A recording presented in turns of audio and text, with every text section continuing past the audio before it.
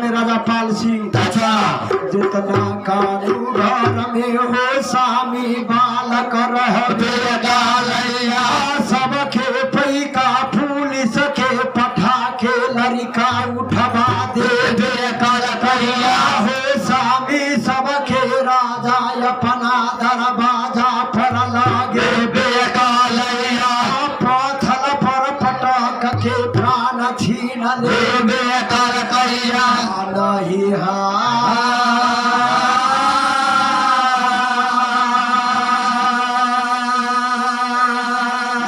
कैली हो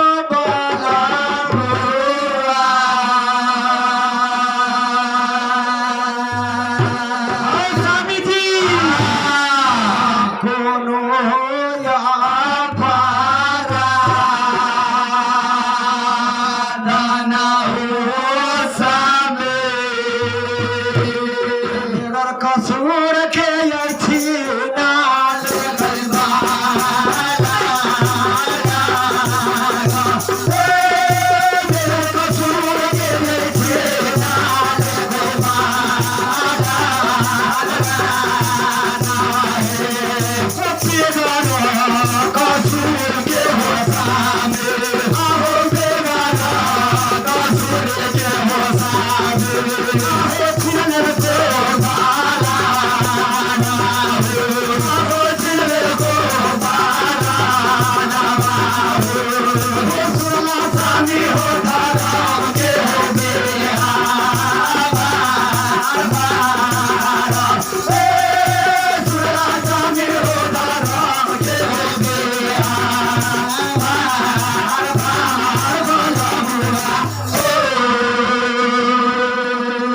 स्वामी जी बगैर कसूरी के हमार बालक उठा के ले गलिया। अच्छा कोई जियान अपराध न कैली राजा। अच्छा अच्छा बेकसूर के हमरा बालक के प्राण छोड़ा दिल किया। अच्छा पूत से निभूत रहो स्वामी हमारा कर देवे गालैया चल खेतन का राजा पाल सिंह से कुछ बात चीत कर ले बेकाराना हो भैया भगतिया सब कानू महला इकट्ठा भगे गालैया कानू महला में इकट्ठा भगले भगतिया भैया पैसा धग के गेला। अच्छा हो भगती ए भाई कैसे होगा हम लोग जा रहा है हम लोग कैसे हो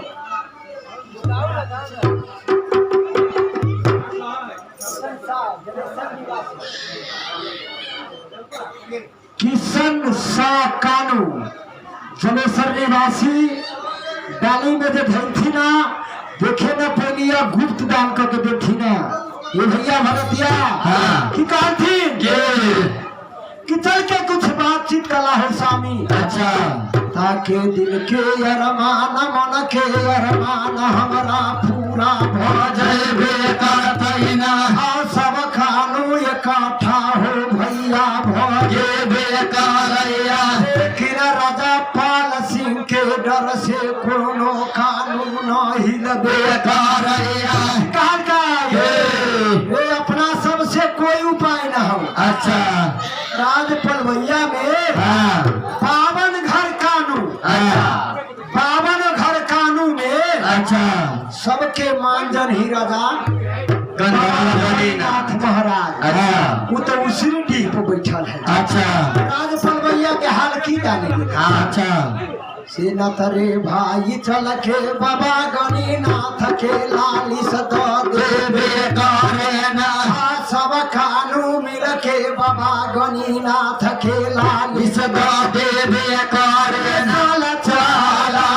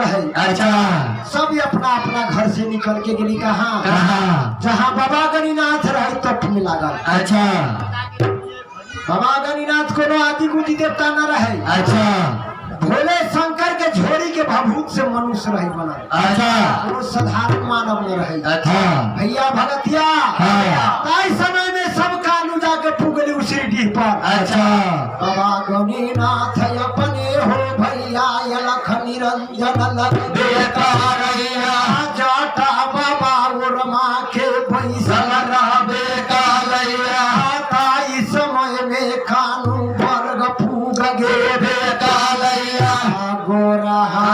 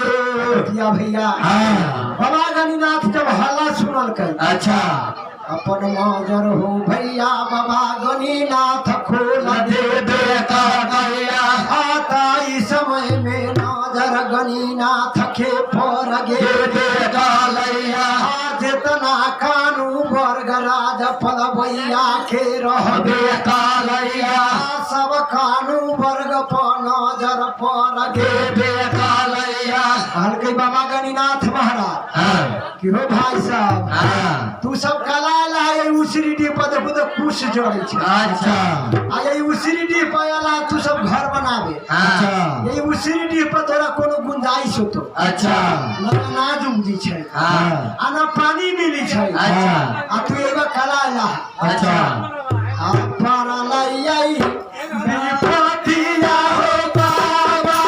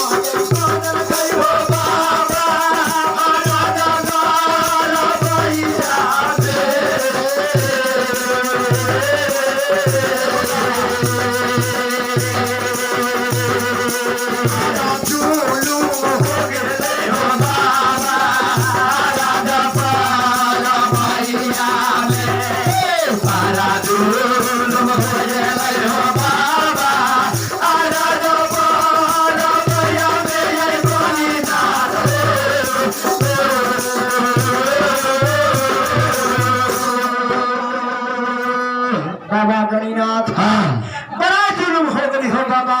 अच्छा ओ बाबा हम सब राज पल भैया में के ना रहबे बेकार भैना के रे बुढ़बाक हाँ रे तू खाली कहे जे विपत पड़ गेल हाँ रे फिर विपत के नाम कहबे तब ना हम बुझब। अच्छा कल की बाबा हाँ न कोई जियान अपराध कैली हम सब अच्छा न कोई हो बाबा वो करा राज में सर शिकायत करबे बेकैया बेगर जियान अपराध के लड़का घर से उठा के गे बेकालैया बेगर जियान अपराध के लड़का उठा के लागे बेकालैया सब कानू को खके बालक के उठा के लागे बेकालैया सब के जाके पत्थर पर पटक के प्राण छुड़ा दे बेकार कैया अपर जो बाबा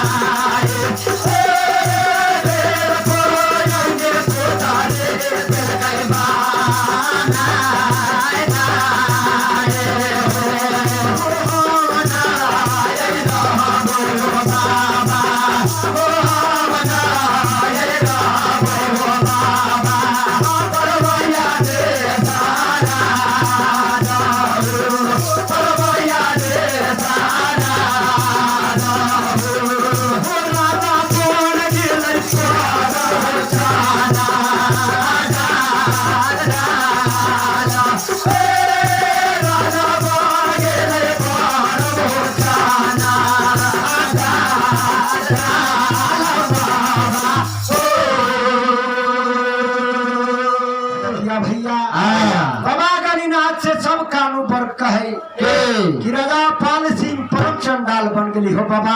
अच्छा हम न रहबी राज पलवैया में। अच्छा ये जात बिरादर हाँ रे राजा है कुछ भी कर सके छे। अच्छा हम तो एगो जोगी फकीर हाँ हम संत महंत हाँ हमरा से राजा के कोई उनार दाव न होते। अच्छा काल कही तू हमरा सबके साथी प्रेमी न बनबहू। अच्छा काल कही हम न तोरा सबके साथी प्रेमी बनबहू। अच्छा तोरा सबके मन हो हाँ तो राज पलवैया में रह हाँ या न मन हो तो सब आदमी चल जाओ। अच्छा तिरपन घर कानू में हाँ पावन घर कानू हो भैया राज उज्जैनपुर में भाग गे बेकालैया आए के घर कानू बाबा गणिनाथ राज पलवैया भैया में रह गे बेकालैया कुछ दिन टाइम बाबा गणिनाथ के बीत गे बेकालैया आय लख निरंजन पुरुष बाबा गणिनाथ रह गे बेकालैया आय अपना जोश से हो भैया देख ले बेकालैया को घर कानू नजर न विराज पलवैया। अच्छा कि भाई हम तो अकेले बच गेली हाँ आ सती बच गेली एगो खेमा सती अच्छा एगो साल खेलौरी न बच गे बेकालैया आए के घर हम कानू बच गे बेकैया राजा कही हमरो परवार कर दे बेकैना ऐसे न तो हम जाके हाँ राजा से कुछ बातचीत कर ली तो बढ़िया होते। अच्छा भैया भगतिया हाँ ताई समय में बाबा गणिनाथ अपन झोरी कमंडल अच्छा चिमटा कटारी सब उठा लेथिन हाथ में। अच्छा अटहला